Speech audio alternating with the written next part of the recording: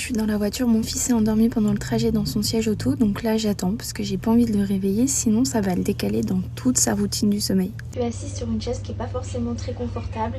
Mon fils avait besoin d'un câlin et là il s'est endormi dans les bras après une tétée. J'aimerais me lever pour aller me faire un café, j'aimerais aller discuter avec ma maman, mais en fait je patiente. J'ai pas la possibilité de le poser et si j'en avais la possibilité, je ne le ferais pas. Je suis en train d'attendre dans la voiture avec mon fils sur le parking d'un supermarché. On était en train de faire les courses avec ma maman. Et là je pense que ça devenait un peu trop pour mon fils, il en avait un petit peu marre, il s'impatientait, donc j'ai préféré retourner dans la voiture et attendre et interrompre les courses. Première réaction en découvrant les déclarations de cette maman. Si toutes les mamans étaient comme ça, il y aurait tellement d'enfants moins malheureux dans le monde. Je valide à 10 000 %. Donc tu serais prête à laisser ta fille continuer sa sieste dans la voiture et à attendre sur un parking pendant 2 heures? Mais carrément, et c'est ça être parent.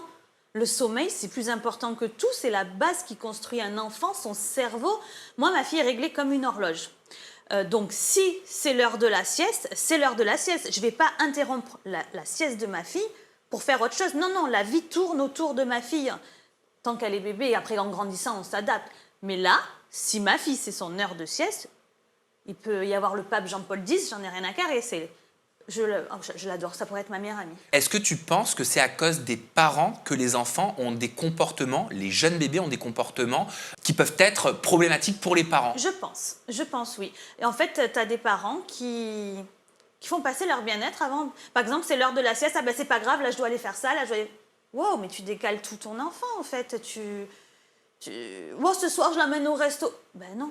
Mais en fait, si son heure de coucher, c'est 19h, tu vas pas aller au resto à 19h, c'est un bébé. Donc toi, tu n'emmènes pas ta fille, par exemple, au restaurant jusqu'à 23h dans la poussette, tu la laisses dormir? Mais quelle horreur, rien que tu me dis ça, ça me tord l'estomac. Moi, Talia, comme je t'ai expliqué, en soi, entre 18h30 et 45, toujours avant 19h, c'est son heure de coucher, elle est couchée. Jamais je pourrais l'amener au restaurant. C'est-à-dire que je suis au resto, alors que ma fille, elle part dans sa nuit, jusqu'au lendemain matin... 7h30, 8h. Tu trouves que c'est égoïste? Mais complètement. C'est quoi l'autre mot si c'est pas égoïste?